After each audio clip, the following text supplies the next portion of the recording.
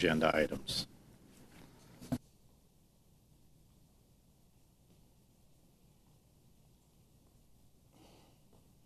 Jose Camacho, friend of Smith Cove, Rock the Block. It's probably come out garbled. The item is about the... Mr. Camacho, get a little closer to the... Thank you. Thank you. This comment is about the item regarding a change in the Bremerton Police Department in order that it, I guess, has a capacity to handle complaints against the police. And we have all heard, oh, I looked at the agenda packet, it just has one sheet, no information of any substance. I listened to the study session, and again, no information of any substance. Mockler mentioned she's part of a committee, and what the police department told her was kosher. I have no idea. You guys don't provide enough information for the public to be informed for meaningful participation in our government. So that's off the top. The other thing is we constantly hear, I certainly have, I don't know if you guys are awake up here, that the homeless on the street are being persecuted. You can use another adjective for it, but I really don't know, because the homeless cannot simply sit in a public space and rest or exist. They are moved about. We hear this from Rock the Block.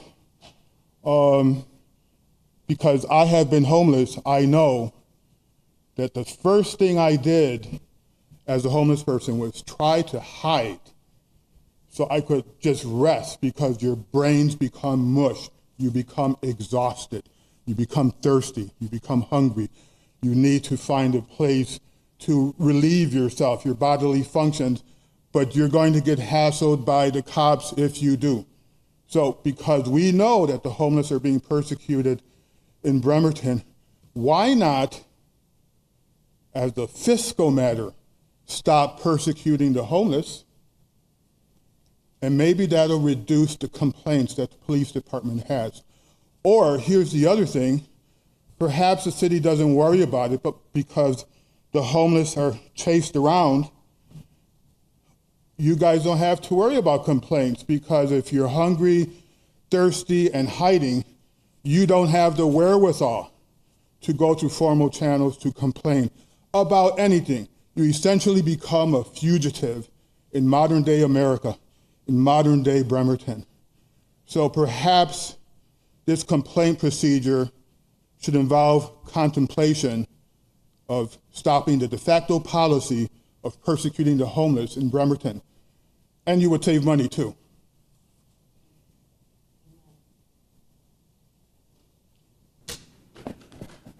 Okay, anyone else? Anyone else for public recognition? All right, I'm sorry. This is a consent agenda. Anyone else wants to speak on any of the consent agenda? Mr. Riley, anyone on Zoom that had called in? Thank you. No one else for consent agenda? Seeing none, I'll turn to the council for motion. Move to approve the consent agenda as presented. Second. Motion and a second. Call for the question. Okay. Councilmember Chamberlain? Yes. Revelowski? Yes. Goodnow? Yes. Younger? Yes. Motion carries unanimously. This concludes the consent agenda, and there are no general business items. Correct. So now we'll go to public recognition. As indicated on the agenda, public recognition provides an opportunity for attendees to address the council on any issue that, well, basically that wasn't on the consent agenda for tonight. This is not interactive, and the council is here to listen to your concerns and questions. Also a reminder, please, now that it is election season, please refrain from any comments on political campaigns or ballot measures. There'll be no public comments accepted via Zoom tonight unless prior arrangements were made through the city clerk by calling 360-473-5323 at least 24 hours prior to the meeting. Ms. Hoover, did anyone make those arrangements? There were none. Thank you.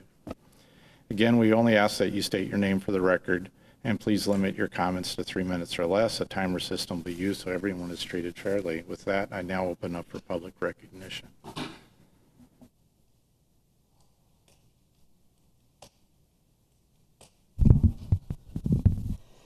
Hey guys, Jocelyn. I'm from Bremerton, Prayer Walk, also Rock the Block. And I come in here just so that you guys can kind of get an idea. But today I'm really specifically calling you guys to just put a moratorium on that enforcement of that anti-camping ordinance that you passed. It's turning out to just really be costing lives over any kind of beautification of the areas that they're trying to do. You know, we see the mayor's report about how beautiful one part of downtown Bremerton is. And I truly believe that downtown Bremerton can be beautiful, but we've got to stop enforcement where we had 3 overdoses last night. And I know 2 people who overdosed specifically last night. It was after the sweep. As we know from statistics and studies, is that overdoses occur more after a sweep because they don't have their Narcan, they don't have their people around them, and they just have a lot of hopelessness because of how they're treated in sweeps. And specifically how they're treated by the Bremerton Police Department. This is not at all saying that all of BPD. I've met some of the most amazing individuals on the police force, so I'm not at all condemning them, but what they're asked and tasked to enforce is kind of an inhumane treatment of individuals. We had 2 individuals, one I've told you guys about numerous times, a Marine vet on the streets. He can't get into rehab because of infections in his legs. He can't get off the streets in the hospital because it's not serious enough. And no rehab place will take him. And so he's got absolutely 0 place to go at all. And he's desperate to come off the streets. Let's stop the enforcement of this anti-camping ordinance until we have real meaningful solutions to people, because they're just dying now. It's not even that we have second or third chances. They're just dying.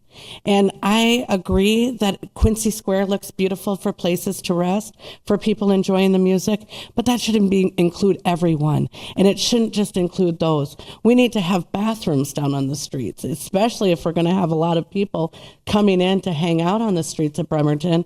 And it shouldn't come after we've been repeatedly asking for it for over 4 years and have shown that we can do it with porta potties down there, porta potties throughout the city. I mean, we've seen that the enforcement of homelessness as making it a crime, the criminalization of homelessness, is not changing the solution at all. As prices are increasing, more people are becoming homeless, more single parents. We've got kids on the streets that are subjected to these types of actions. And really, you guys have the ability to stop it by just saying, until we get more clear guidance on how the police force should act, let's stop this, because people are dying. And I will say it till I'm blue in the face, is that the beautification of our city means nothing if people die as a result of it. And that's just the hard truth of what's happening out there. So thank you. Please do something.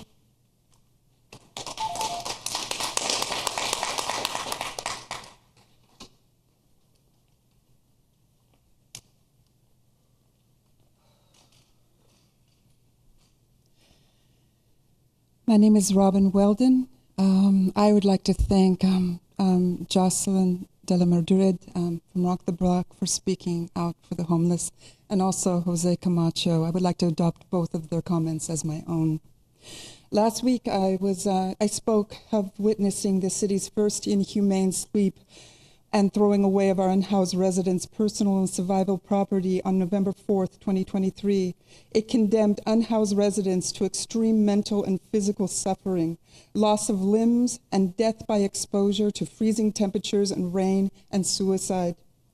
People who have nowhere else to go come back to MLK Place to find community protection, help, and though they risk arrest, having their property thrown away and being pushed aside outside the city, with nothing left.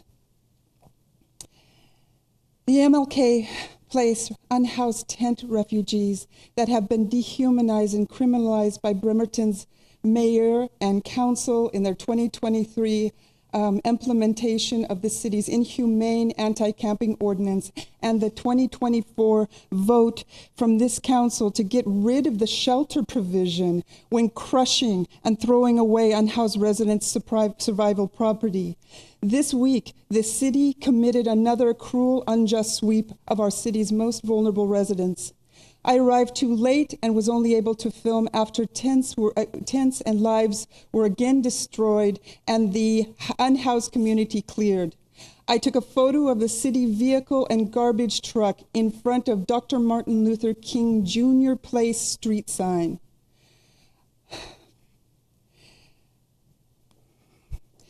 It's an abomination that this cruelty toward our poor residents is committed on a street named after Dr. Martin Luther King Jr., who was an activist leader against racism, poverty, greed, and militarism. I thought about how white politicians like the ones in Bremerton love to co-opt and whitewash Dr. King's words to mitigate the harm they do to human beings. What is always conveniently omitted is that Dr. Martin Luther King Jr. condemned capitalist greed and that harmed poor, oppressed, and exploited workers. He led the Poor People's Campaign and was an activist for economic justice, that everyone should have what they needed to survive. Can you imagine what Dr. King would say to the city's culture of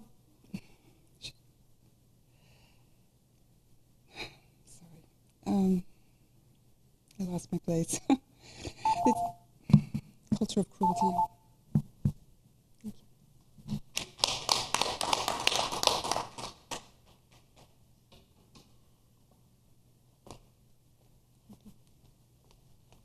Hi, my name is Tiara Beauchamp. I wear many hats and I do reside in the city of Bremerton. Well, not within city limits, but I work at the Puget Sound Naval Shipyard, and I'm currently the president of IFPTE. What I am seeing within where we are is that there are younger engineers and mechanics that are trying to get a job here, but they can't afford to live here.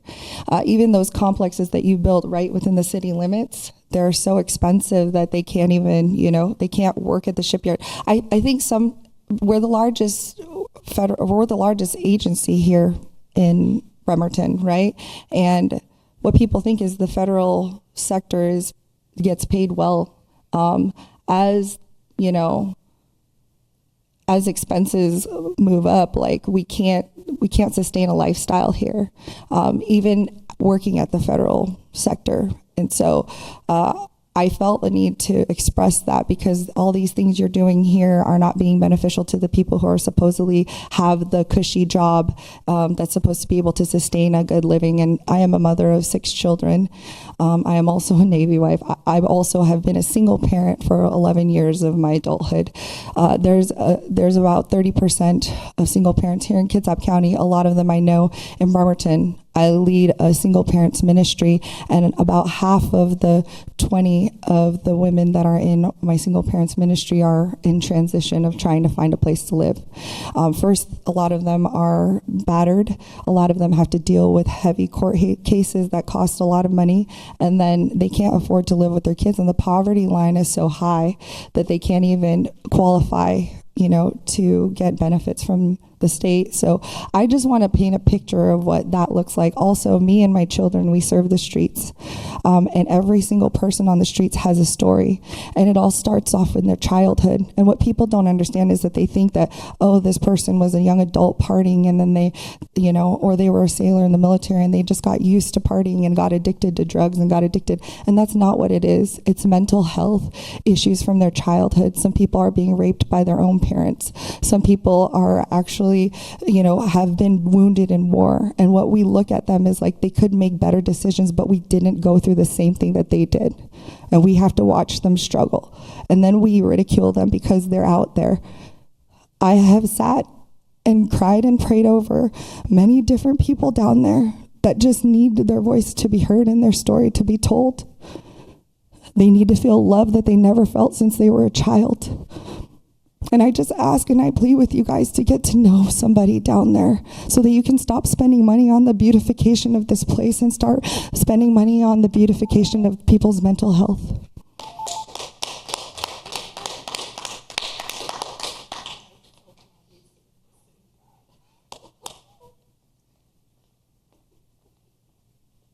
Hi, my name is Alden Bradford. I was shocked to learn recently that our local government is actively engaged in a harassment campaign against pretty much everybody under the age of about 35.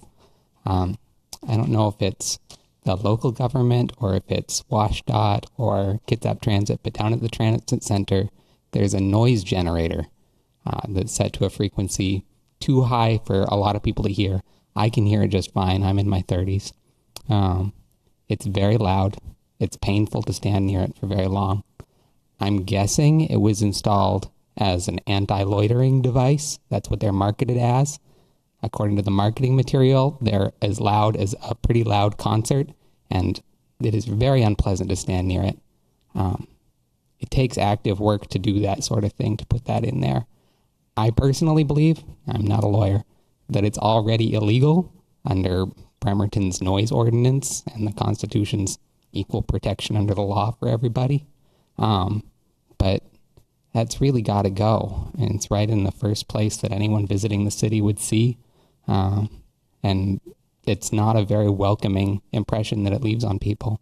And for years, I thought it must have been just a mistake, a faulty piece of lighting or something, putting out that noise. But no, I went down there, I took a picture. It's an actively, deliberately installed device making that noise. Yeah. I'll set aside my complaints about the concept of making a rule against loitering at a transit center. It takes a lot of gall, I think, to say, well, your ferry's delayed by an hour, but while you're waiting, please don't loiter. Yeah, that's just very strange to me. Yeah, I'm not sure, again, what agency put it up, but I believe it is illegal. I believe it should be taken down. If we need to write a new law to clarify that position, maybe we do, but it really should not be in our city. Thank you.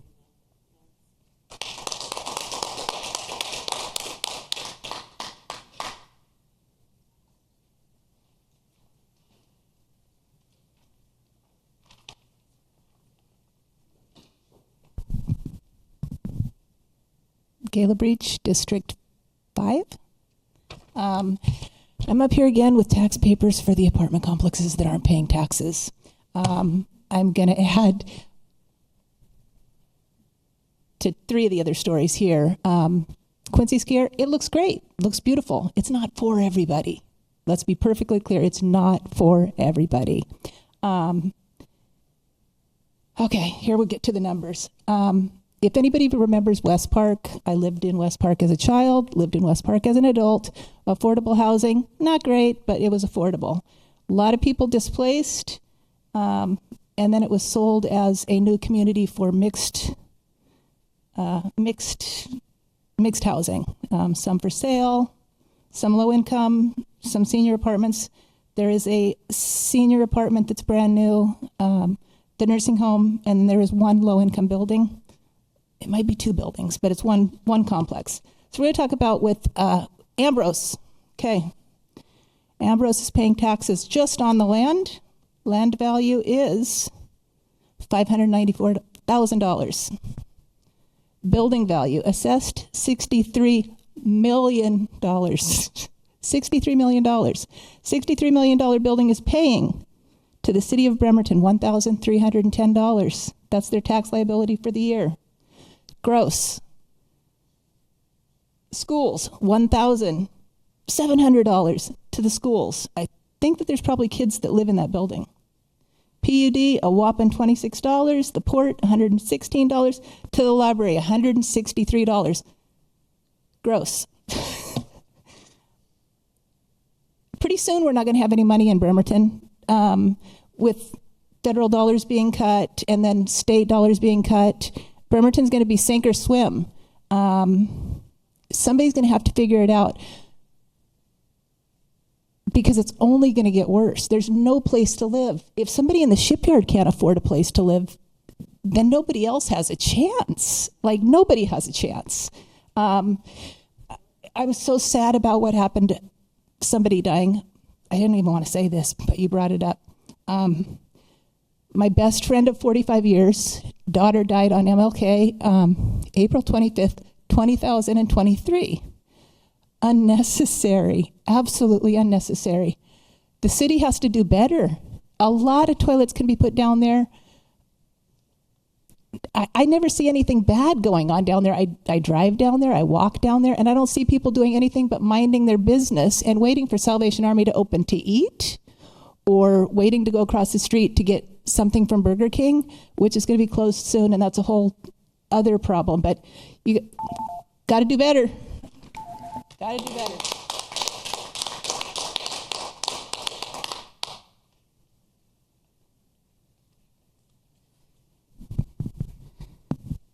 Hello, Naomi Levine, Bremerton resident.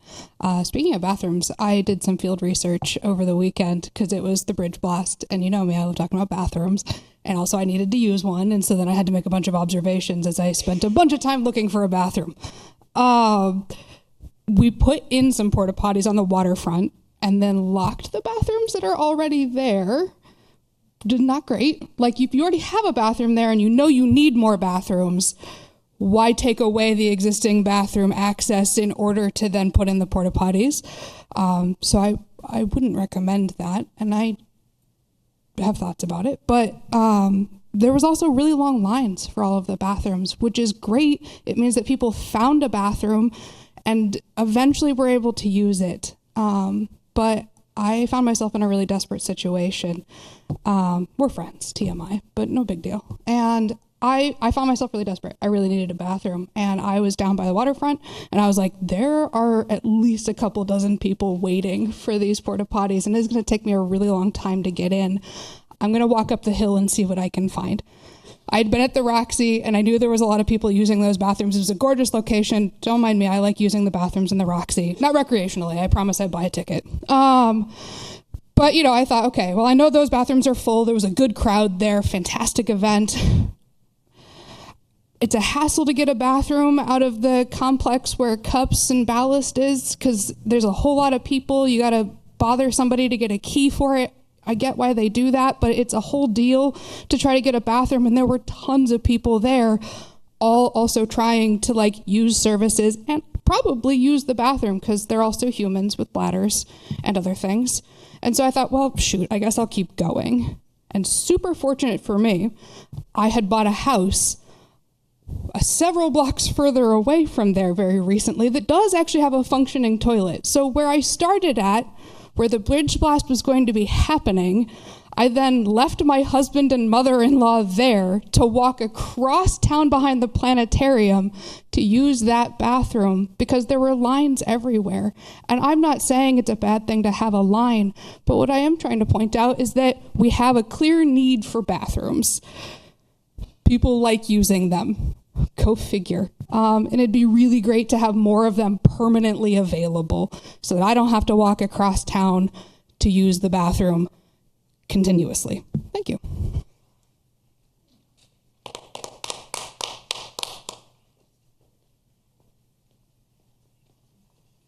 Hi, my name is Andy Soderstrom, and I also wanted to complain about the tones at the ferry terminal. I'm aware of these tones. They're called mosquito tone, and they are commonly deployed as a frequency between 17 to 20 kilohertz. Not everyone is born with the ability to hear at this frequency. So it is said to be like to deter young people from congregating. But older people, as Alden said, are also able to hear at this frequency, and it is not just annoying, but hurts some people, especially those with sensory problems. Hearing deteriorates as you age, but not everyone loses the ability to hear at this frequency, so this does affect wide groups of people. And I am very aware that this is a common and deliberate measure deployed as a form of hostile architecture, making public spaces very unfriendly to those utilizing them just for transit purposes, waiting, existing in spaces that, as far as I'm aware, are at least partially maintained by statewide tax revenues. Not only do we have little to no third spaces left for young people or just people in general who these tones are allegedly for, I suspect that this also is probably another measure to like attack the homeless population in the area, and I am not for this like whatsoever, and I think that they should be removed immediately. Thank you.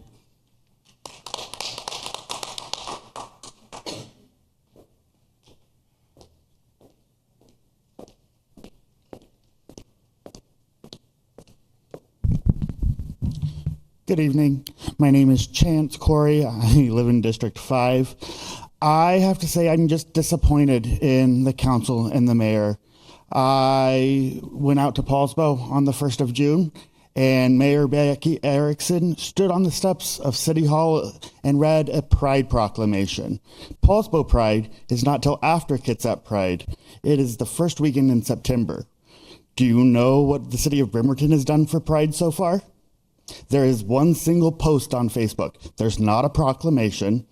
There's not a resolution from this council, and the flag did not fly all Pride long.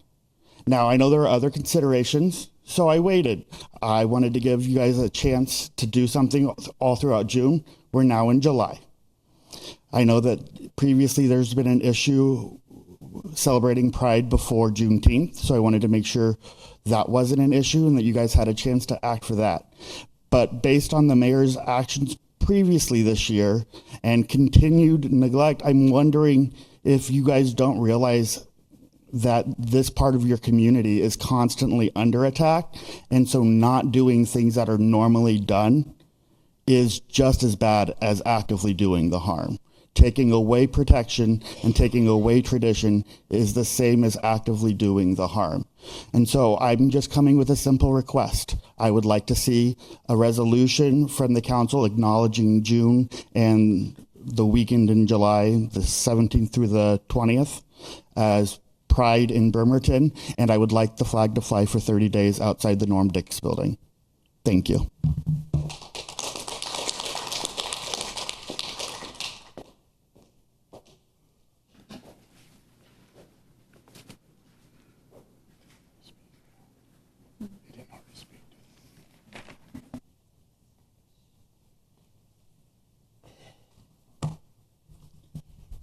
Jose Camacho, Friends of Smith Cove, Rock the Block. This is a city at war against regular people, the marginalized and the powerless, even the working class, because renters are screwed here. One of the weapons of war is disinformation and propaganda, and the beautiful Quincy Square project is an example of that, because that could have been launched in a way that was honest and okay. But it started with the extremely privileged Wesley Larson, Steve Siegel, Steve Rice, the developers in town, the top dog developers. It started with them getting help from the city, immediately snatching funds for the needy. HUD CDBG funds, $300,000. And it's hard to absorb that. I don't know if you guys are aware, I know Goodnow is, but there's other facts. You look at the publications by the 4th Street Action Group, they proposed this idea. I'm quoting this: lift us from poverty. Other literature, the description of the Quincy Square project says it's expected we will have 234 affordable housing units. It's literally there. So the project started with deceit. And the fact that Quincy Jones, that great man, is being used as the name, was a marketing idea by Emily Russell. She was watching TV, a talk show, and she saw him being interviewed, and she said, hey, that would be a great idea. Why? Because it's one of the favorite pastimes of privileged white people who want to be thought of as nice and kind to the hordes, that they treat some black people, they might even idolize them. It's a marketing ploy. So you guys need to try some honesty, because you're not a lobby, you're public servants, you have a duty to be truthful, and not only that, you have a duty not to mislead us. And that includes omissions. And what I have seen, I've never heard of it any other place, is a city council, a mayor's office is just incapable of honesty. Everything is PR, everything is lobby talk.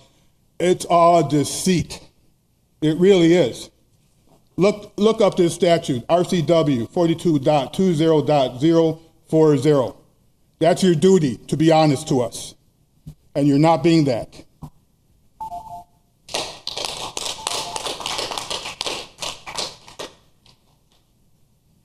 Last call for public recognition. All right, folks, go ahead.